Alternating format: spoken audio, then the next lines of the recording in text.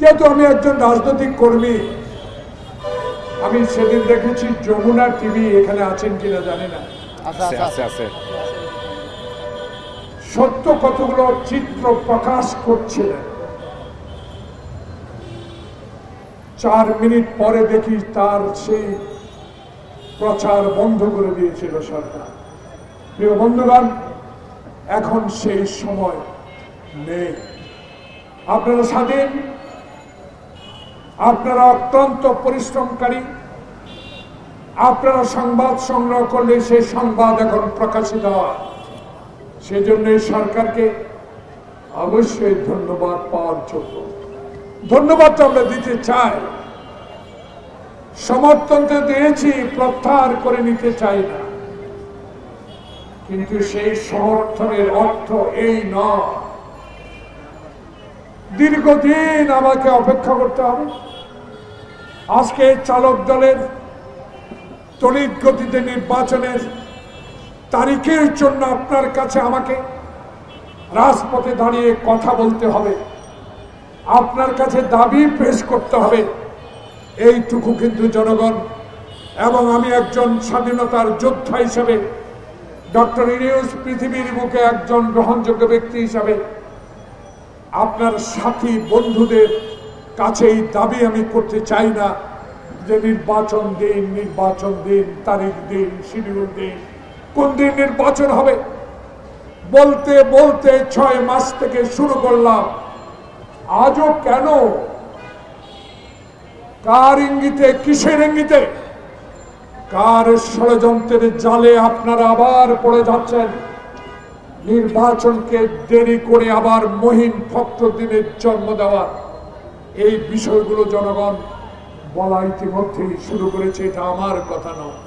যেহেতু আমি রাজনৈতিক কর্মী, আমার নিজের কোনো গুণ ছাড়াই আমি স্বাধীনতার ঘোষক শহীদ জিয়ার আদর্শে, খালেদা জিয়ার আপসী নেতৃত্ব এবং বিগত 16 বছরে যিনি বিদেশে থেকে বাংলার মানুষকে সাহস জুগিয়েছিলেন, সেই তারেক রহমানের আদর্শের কারণে 5 বার পার্লামেন্টে যাওয়ার আমার সৌভাগ্য হয়েছে।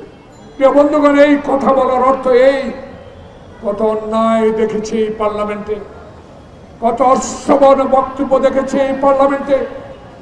কথা বলা থেকে বঞ্চিত করেছে আব্দুল হামিদ গঙ্গেরা, যারা রাষ্ট্রপতি হয়েও বাংলাদেশে মানুষকে যখন নির্যাতন করা হয়েছিল, তার কাছে যখন পার্লামেন্টে দাবি পেশ করেছিলাম, প্রিয় রাষ্ট্রপতি মহামান্য, আপনি একজন আশার স্থল, আমাদের বাংলাদেশ জাতীয়তাবাদী দলকে নিচ্ছিন্ন করে দিচ্ছে। আজকে পার্লামেন্টে দাঁড়িয়ে অবৈধ নির্বাচিত এমপিরা বলা শুরু করেছে, যার মুখে বাংলাদেশের স্বাধীনতা ঘোষণা হয়েছিল তার কবরটুকু নাকি সরিয়ে ফেলা হবে। প্রিয় বন্ধুগণ, যারা এরশাদের সাথে আঘাত করে 86 সালে একটা নির্বাচনে গিয়েছিল, সেদিন আপসী নেত্রী বেগম খালেদা জিয়া স্পষ্ট করে বলে দিয়েছিল, কারো সাথে আপোষ নয়, আপোষ হবে এক জায়গায়, বাংলাদেশে একটি সুষ্ঠু নির্বাচন, যেই নির্বাচনে এক মাথা এক ভোট, আমার ভোট আমি দিতে পারবো। প্রিয় বন্ধুগণ, সেই পার্লামেন্টে কোনোদিনও আকুতি করে বাংলাদেশের মানুষের অধিকারের কথা বলার সুযোগ থেকে আমরা বঞ্চিত হয়েছিলাম, কারণ শেখ হাসিনা কার কন্যা? শেখ মুজিব সাহেবের কন্যা। সম্মান করি, রেসপেক্ট করি তাকে, অশোভন বক্তব্য তাকে দিয়ে দিতে চাই না, কিন্তু অশোভন বক্তব্য দেওয়ার সুযোগ করে দিয়েছিলেন শেখ মুজিবুর রহমান 1973 সাল থেকে 75 পর্যন্ত ক্ষমতা থেকে। সেদিন যদি এক দল না করতেন, সেদিন যদি সংবিধান পরিবর্তন না করতেন, সেদিন যদি গণতন্ত্রের গলায় ছুরি না মারতেন, তাহলে বাংলাদেশের শেখ মুজিবের এই 32 নম্বরে বাড়ির স্মৃতি আজকে দুলন্তিত হতো না। তাই আজকে প্রাপ্য জিনিস আপনারা পেয়েছেন, আমি একদিকে সমর্থন করি না, কিন্তু কিছু কিছু কথা বলার কারণে আজকে যে সরকার গত 3 দিন আগে কি শয়তান ধরো, ইংরেজিতে ডেভিল হার্ড। আজকে পুলিশের ভাষ্য 3 দিনে 1000-এর উপর গ্রেপ্তার করেছেন। জনাব সরকার প্রধান, আপনার অধীনে একজন সৎ ব্যক্তি, যাকে আমি মুক্তিযুদ্ধে পেয়েছি সহকর্মী হিসাবে, জনাব জাহাঙ্গীর সাহেব, ঢাকা রাজধানী থেকে আপনার বাড়ি বেশি দূরে নয়, মুন্সিগঞ্জ। আপনার সততা নিয়ে কেউ প্রশ্ন করলে আমি প্রতিবাদ করব, কিন্তু আমি জনগণের পক্ষ থেকে আপনাকে জানতে চাই আপনার কাছে এই টেবিল হার্ট সময় মতো কেন করা হলো না? ঠিক। যিনি এখন বাংলাদেশ জাতীয়তাবাদী দলের নির্বাহী কমিটির অন্যতম সদস্য জনাব আবু নাসের মোহাম্মদ রহমতুল্লাহ এখন এখানে উপস্থিত আছেন, যিনি বিগত দিনগুলোতে এখানে আমাদেরকে একত্রিত করে আমরা ক্ষুদ্র রাজনৈতিক কর্মী আপনাদের মাধ্যমে জনগণের কাছে কিছু সত্য বার্তা পৌঁছে দেওয়ার চেষ্টা করে থাকেন। সিরাজি অত্যন্ত কঠোর পরিশ্রমী, এই জন্য তার নামটা নিলাম। অনেক সংগ্রামে আমি তাকে দেখেছি। আমি সেদিন দেখেছি 2011 সালে 6 জুলাই, যখন আমি কয়েকজন পার্লামেন্ট মেম্বারকে নিয়ে হাসিনার এই বিবেকী নির্লজ্জ বেহার মতো বাংলাদেশের সংবিধানকে তছনছ করে দিচ্ছিল, বাংলাদেশের মানুষের রাজনৈতিক অধিকার থেকে বঞ্চিত করছিল। 62+6-এ পড়ার সময় আমরা দেখেছিলাম সে আন্দোলন শিক্ষা কমিশনের রিপোর্টের দাবিতে। আজকে সেই দলের নেত্রী শেখ হাসিনা বাংলাদেশের রাজনীতিকে সম্পূর্ণভাবে ধ্বংস করে দিয়েছে। প্রিয় ভাই, আজকে আমরা যাদের সঙ্গে কথাগুলো বলি,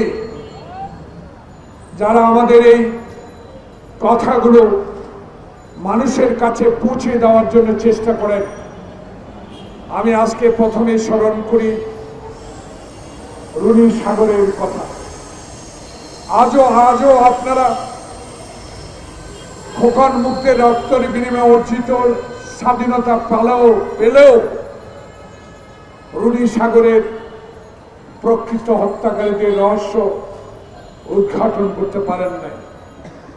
বিগত 16 বছরে আপনাদেরকে দেখেছি আমি বৃষ্টিতে ভিজে, রোদে পুড়ে, টিয়ার গ্যাসকে সামনে রেখে আপনারা যারা সংবাদ সংগ্রহ করেছেন, সেদিন সত্য সংবাদ সংগ্রহ করেও সেদিন প্রকাশ করতে পারেন না।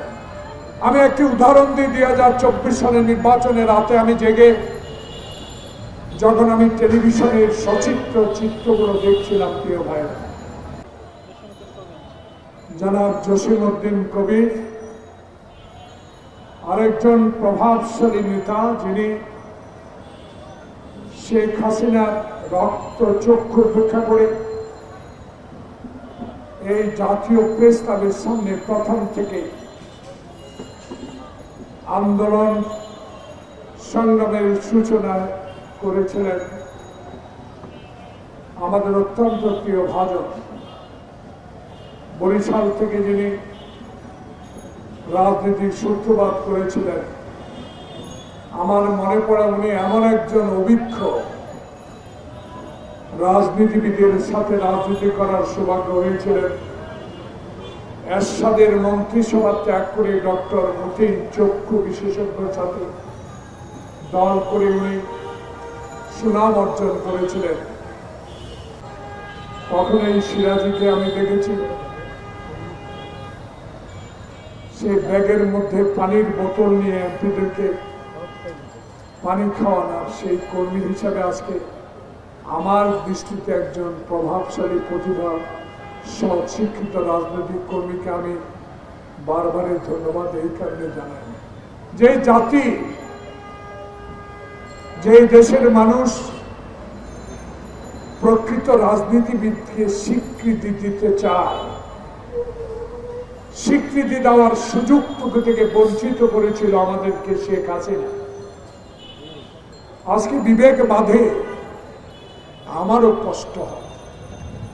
আমি এক সময় ওই দলের রাজনৈতিক ছাত্র সংগঠনের কর্মী ছিলাম।